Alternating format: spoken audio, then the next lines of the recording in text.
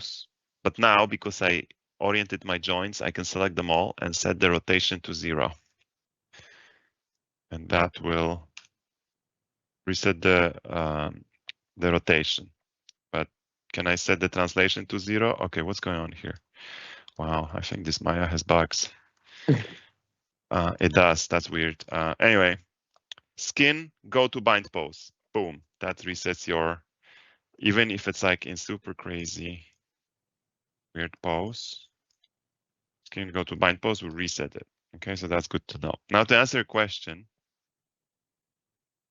there's some other settings here. So you guys were doing this one? Yeah, blended. weight blended, yeah. Okay, so this is interesting. Yeah, you can use that because like, so classic linear use the loss of volume. Now dual quaternium sometimes has too much volume.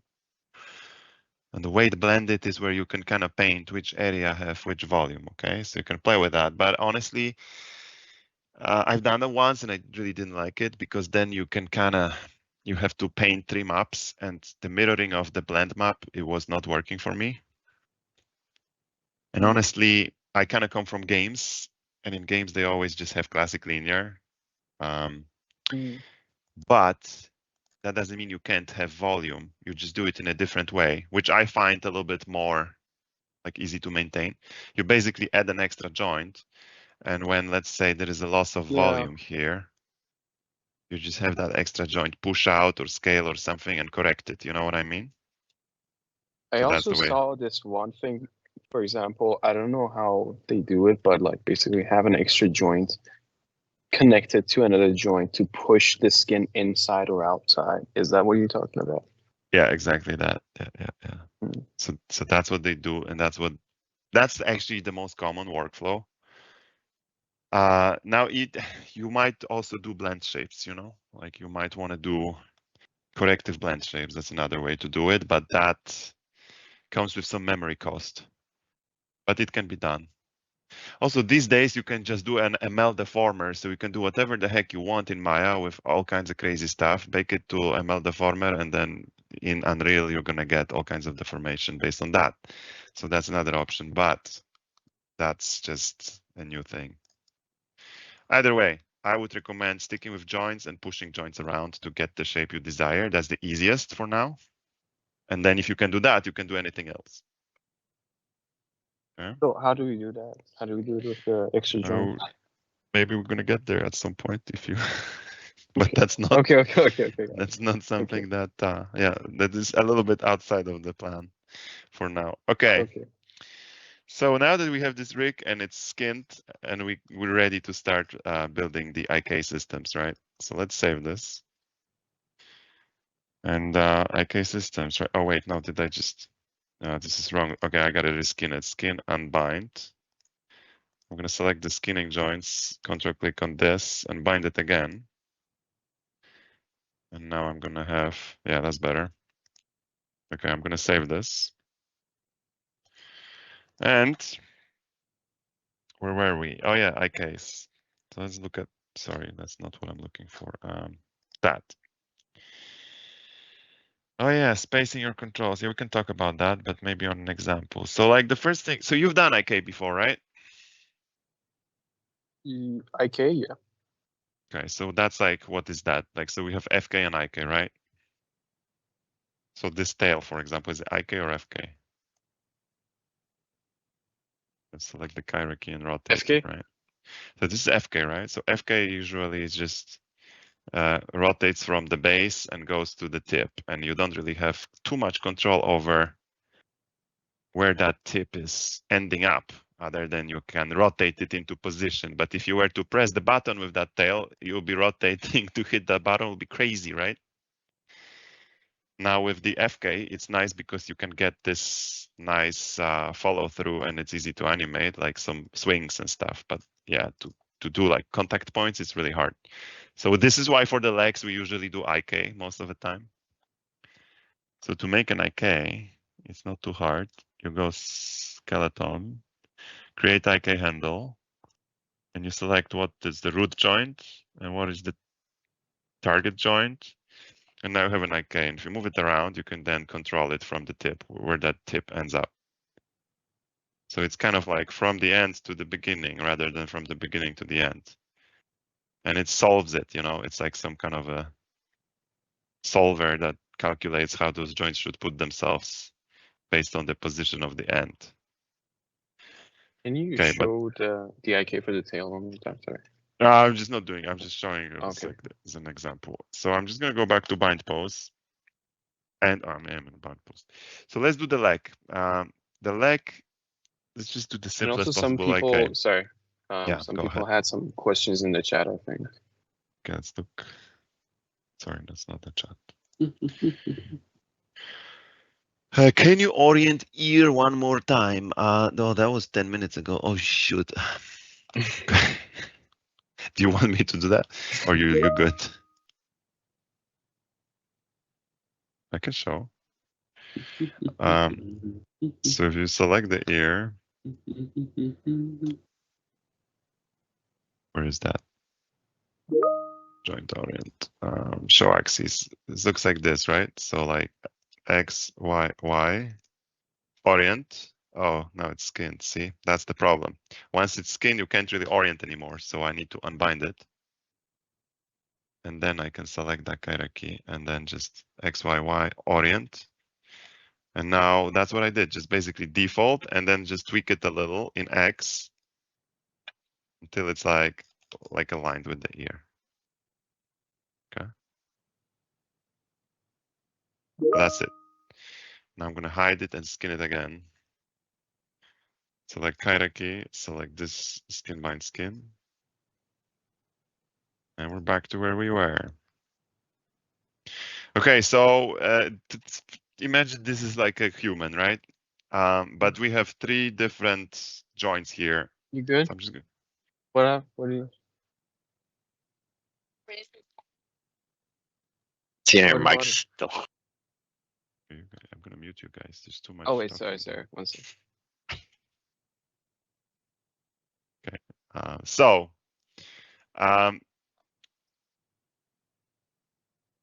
you know, it has more joints than a human leg. But imagine that this is the hip, this is the knee, this is the ankle. Let's just do that. So the simplest IK setup will be create IK handle. We have 2 different types. If you reset to the default one is the one you use. You click on this knee, then you click on the ankle, and you're going to end up with something like that. Just doing this. So when you move it, just make sure to undo it. What? Can you show that again?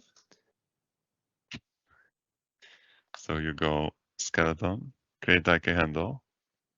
Wait, was I not muted? I am so sorry. Okay, so you click on the knee, then you click on the ankle, and then you see what I mean? And you end up with this. Now, when you move it somewhere, make sure to undo it, because like the worst case is like you moved it a little and you forgot, and then your rig is starting to look a little bit more and more deformed, and then 3 classes later, your rig doesn't look like a panther anymore. You can't zero this. That's the problem with it, because IK is just gonna go to 0, 0, 0 or somewhere, so you don't want that. But this is the first step. You make the IK, you name it. Left, rear, lower IK. You can also color it if you want, maybe like blue or something. Okay. And we need to make a control, okay? Let's make a control. So with this rigging panel, you can just make a box. Now you have to have this IK selected first. Otherwise your box is gonna just get made somewhere else. Or it's gonna get orientated like whatever you have. So if you select the bone, it's gonna orient it like this. But for your box, you want it to be 0, 0, 0, okay? Because it's an IK box. Whenever I try to make the IK, it just screws up like the whole like bone, the whole skeleton. Yeah, so that's happening if your bones are not orientated. Did you orient them? I oriented them correctly. All of them are like X, Y, Y with X pointing to the front and Y pointing inwards. So I'll repeat what you did. So you know before. what you can try to do, try to do, but I'm not sure exactly what's happening. But did you skin it yet? Yeah, I also bind it to skin. So maybe unskin it for now. And just select your whole skeleton and just like right click on it and just freeze rotations. Oh, okay. And try then. If it still doesn't work, then something might be weird. All right, give me a few minutes. Yeah, try it. Because like if there is rotations on the bones, okay, when you make it, it's gonna make the bones rotate. That's why we orientated them. But maybe something went wrong. You know what I mean? It could be. Hey, sir, can you show one more time how you make the IK? Yeah. Thank you. There goes skeleton. Create IK handle. For some reason, it didn't show me the options this time. See that? Create IK handle. Oh, there's. Wait, what? It's at the bottom right. Oh, it's there. Yeah, I don't see it behind the window. There you go. See. You So reset the also tool, when right? you're doing it, just reset the tool, okay? Mhm. And then you make it from here to here, and there you go. Okay. And then you move the joint and it just works, or No, I like don't move anything. I don't move anything. Okay. I can move this around now. Okay. Yeah, That's that what it was does, where I right? was confused. Just need to name it left, rear. What was it? Left, rear. Okay, let's name it like that for now. Blue Also, color. if we want to change the binding once we create the IK controls later on, that's fine as well, right? What do you mean the binding? Like the skin binding, if we want to like change the way the skin is binded, like It's fine. The key thing is that you should not be changing your skeleton pose. yeah. So like if you start doing this and leaving it like that, then you're gonna have problems. But as long as you just always reset to that same pose, you're gonna be fine. Okay. So make sure when you move something, you just unmove it, okay? I use the spline handle tool and it works well. Is that okay or do I? No, it's not correct. Okay. You need to be using this one. I got a question. So when I created the IK handle, there's this weird like visual like spike that comes out of it. Oh, really? Yeah. Are you doing Yeah, it like using... this white triangle, right? Yeah, a white triangle. Yeah. Oh, and that's it bends fine. the whole bone backwards for me after the white triangle pops That's out. fine. You can just do this and then like you click this and look. I also have a white triangle here. See? Oh yeah. That's right. What's That's up with normal. that? Oh, it's normal. Oh, okay. It's normal. It's expected. Okay. Yeah, that's fine, guys. That's the rotate plane, you know, it basically shows you the vector where it's aiming by default. Because, you know, where the knee is. So like you see like it's bending backwards. It's basically that thing. We can control it. All right. Oh, I think I know what happened with mine. Like two of them, the orientation like got screwed up for some reason. Oh. Yeah, like I think it's some sort of weird bug. It was working before, but when I use IK on it, like the orientation just Well, the question, because you have to look at this and you have to make sure all your rotates are 0. And if you did the orientation properly, they will be 0. Does that make sense? Just make sure your orientations are proper and then you can do it. That's why we're orienting too, because with rotations, it's just going to reset. Okay, so now we have an IK. Let's make a control. So a box. Boom, there's a box. Let's name it left rear foot control. Okay. And then let's grab that box and make it like a red box. So that's our foot control. So did you select a joint and then click the box when I missed that part? No, select the IK and make the box. Oh, you just okay. Yeah. So there's that. Now, every control you make, it needs to have an offset on it, okay? Now, how do I make an offset on a control? Did you guys do offsets before? On controls? Maybe. Because like right now, look, like right now, this control has a value. If I zero it out, it's just gonna go to God knows where, right? So that's no good. So I need an offset on it. So it's always here. So to make an offset like that, you would make something like this. Like I'm just going to make like a empty group, but I'm going to show it on a locator so it's easier to understand. I can make a locator and I can Oh, just you mean name a that pivot group? sort of. And then I'm just going to name it left, rear, foot, control, offset. Okay. And then what I have to do is I have to move that, match it rotationally and positionally to the control.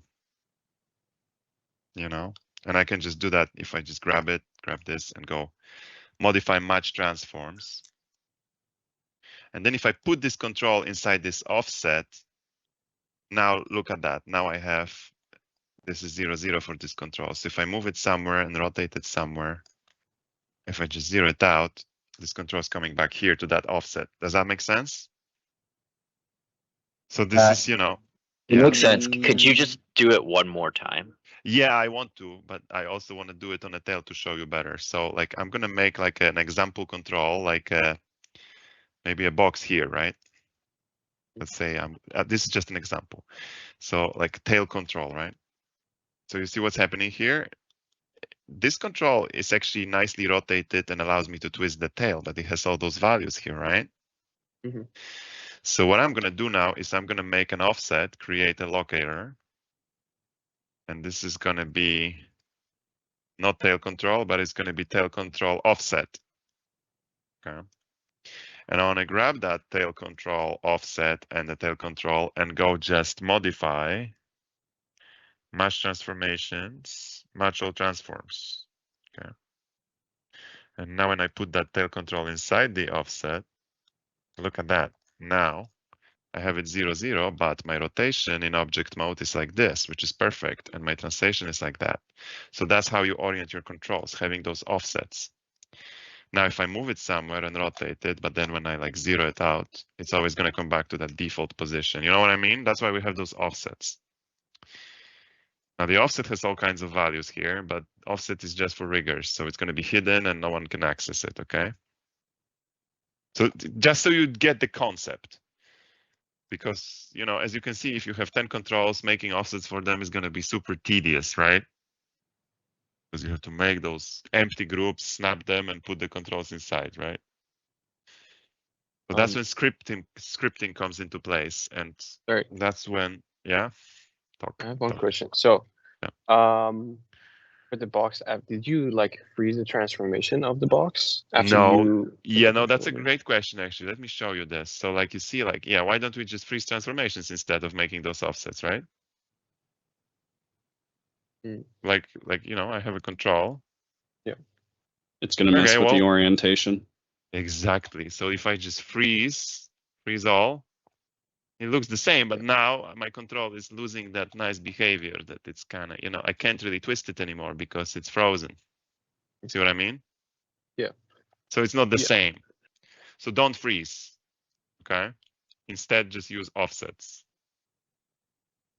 Now, offsets are painful, right? Because you have to make them. So like, what if we just don't want to make them because it's tedious? Well, so tools come in handy here, because then all you have to do is to select the control and you just press this button space and it makes an offset for you. There you go.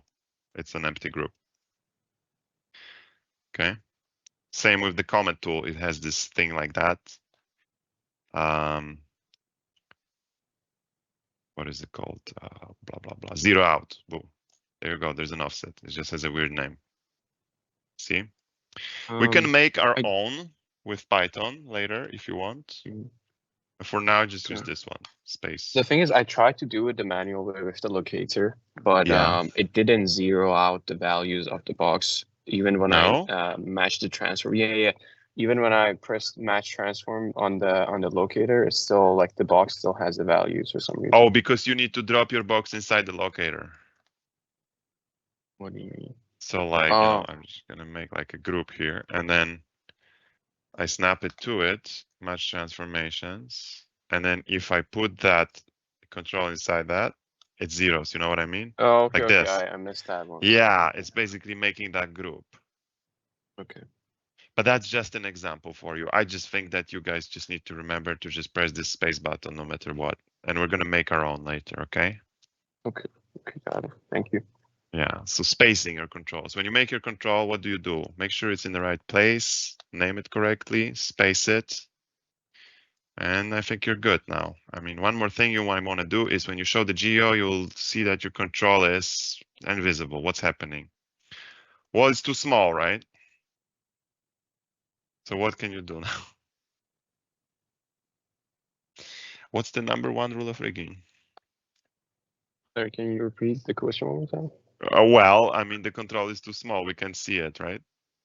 So how we solve it? Grab the points and scale them. Ah, there you go. You can grab the points. So I said number one rule of rigging is don't scale anything, but if we press F8 on this, we're gonna get the points. And we can move the points. If we scale the points, we're not really scaling the object, we're just scaling the points. So it's kind of cheating, right? So we can scale the points all we want, as long as we don't scale the objects. So I can just even move the points if you want, like you can shape it so it looks cool or something. From the side view, just go here and then, adjust it. So it's like this. Okay, how's that? Very nice. Yeah, perfect. So then you press F8 again and you exit the point editing. And when you select your control, it's still 0001111. So we didn't really affect the scale in any way, because that's the problem. You don't want to have any scale on your controls. You can also do that if you want. All right. See, here we go. Okay, so we have a nice control. Now we need to hook this control up to this leg to make sure it works properly, okay? But you know what, guys? We're going to take a little break right now. How's that? Perfect. Okay, we'll see you in 15, okay? Okay. All right, guys. Wait, you mean at 6:20, right? Yes, no later than Okay, that. okay.